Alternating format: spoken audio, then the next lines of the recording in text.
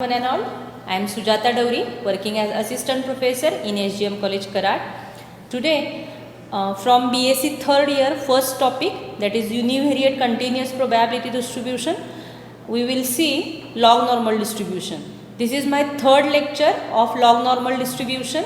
In a log normal distribution, in first lecture we will see the definition of log normal, then mean and variance. In the second lecture, we will see moments of the distribution as well as beta 1, that is measure of skewness, and that is my second lecture. And in the third lecture we will see median, mode, and one property, or it may be the problem of log normal distribution. Okay, so that is actually, this is my fourth lecture of log normal distribution. So let we see, in this lecture we will see what is mu4, that is fourth order central moment, and after having mu4 we can find measure of kurtosis, that is beta 2 and gamma 2. So let we start.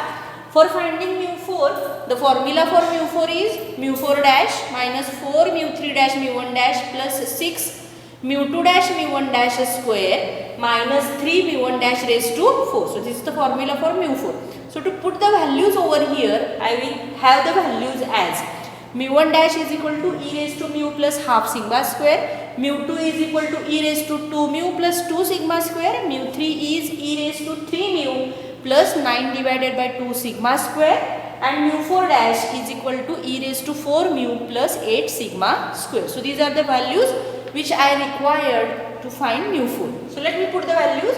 Mu4 dash, I can have the value minus 4 mu3 dash mu1 dash plus 6. This is the value of mu2 dash, then mu1 dash square minus 3 mu1 dash raised to 4. So I just put the values over here.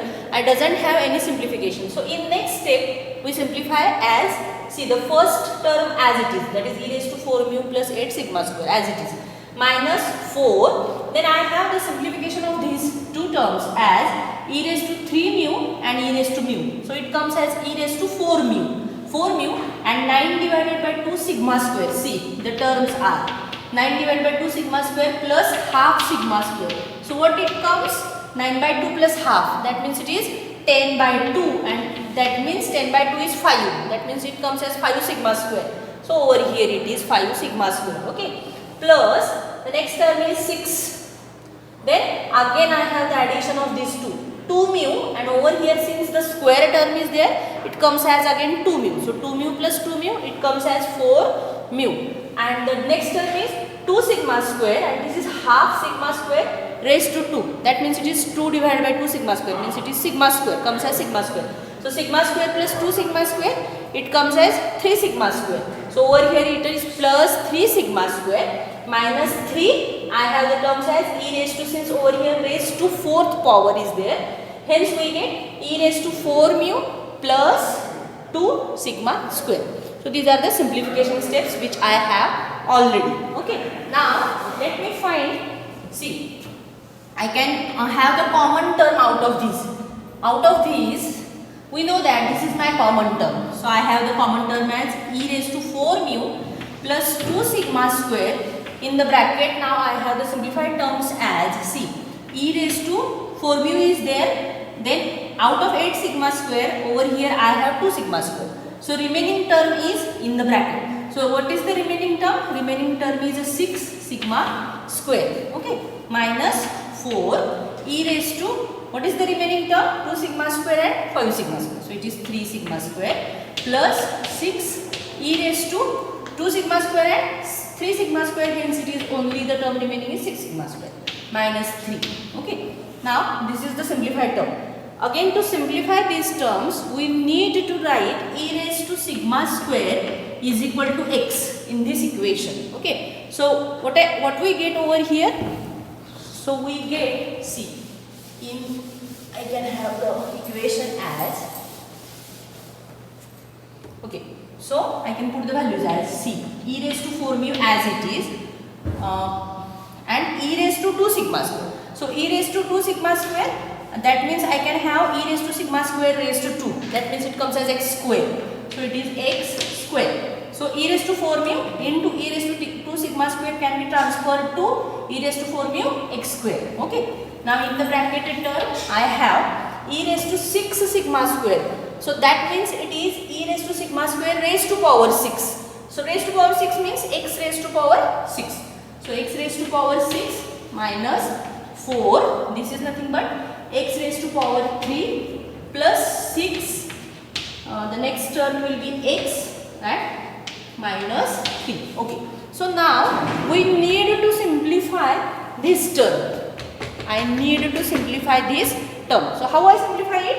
See, we simplify it on the board only. So see what we get. So simplify the term.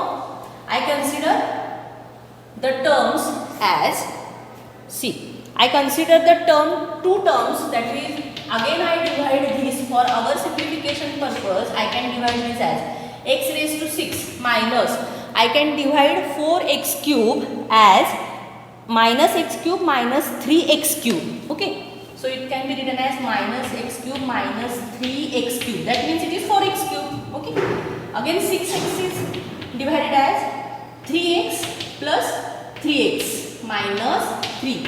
So getting the concept. What I divide over here, minus 4x cube can be written as minus x cube minus 3x cube. So it doesn't involve any extra variable, but the variable can be divided into two terms. Fine. So 6x can be divided as 3x plus 3x. Fine. So that means this is equal to now again. Now for each two terms, I can have the simplification. See, this is my first term, this is second term, and this is my third term. So according to this term, I can simplify the equation. So let me consider the first term. The first term, which is x raised to 6 minus x cube. This is my first term. Okay. So let me have the simplification of this as x cube into bracket. Suppose x cube is common, then what remains with us? X cube minus 1. So I can have the simplification of this as x minus 1 x square plus x plus 1. So this is the simplification of x cube minus x6. So I can have this term as x6 minus x cube minus 3x cube plus 3x plus 3x minus 3. This term can be written as, see, first two terms are, I can write this as it is. See, x cube, x minus 1, x square plus x plus 1. This is my first two terms. Now out of these two terms, I can have the common term as 3x. Okay. So suppose I have plus 3x common. So what remains with us? See, if I have common 3x, then it will be x square. Minus x square, not only x square, but it is minus x square plus 1. So suppose I have common as minus 3x. So I get x square minus 1. Okay. Then out of these two, what is common? Only the term 3. So I can have minus 3 common. So if, only the term 3 will be sufficient for me. So if 3, then it is x minus 1. Okay.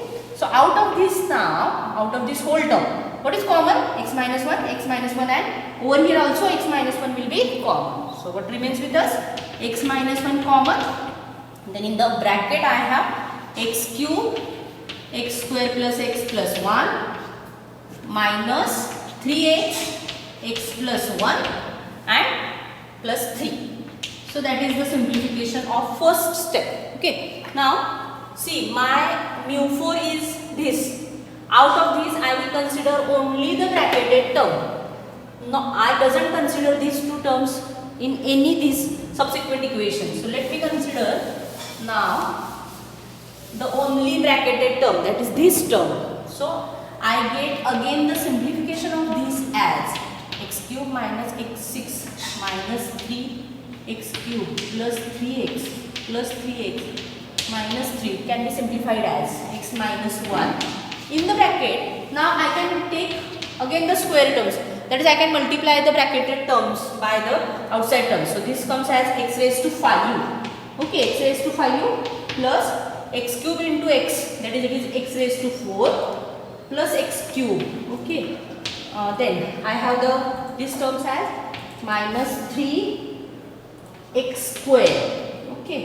Minus 3x plus 3. So this is the equation. Let we write it again or we check it again. X cube and x square, it means x raised to 5u. X cube and x it is nothing but x raised to 4 and x cube. Okay, and again this is minus 3x square. So minus 3x square minus 3x, okay, and plus 3. Okay, so this is your equation. Now let me simplify it again. So what we get, see, so this can be again simplified as x minus 1 and this minus 3x square. So that means I have the square term of x 3 times.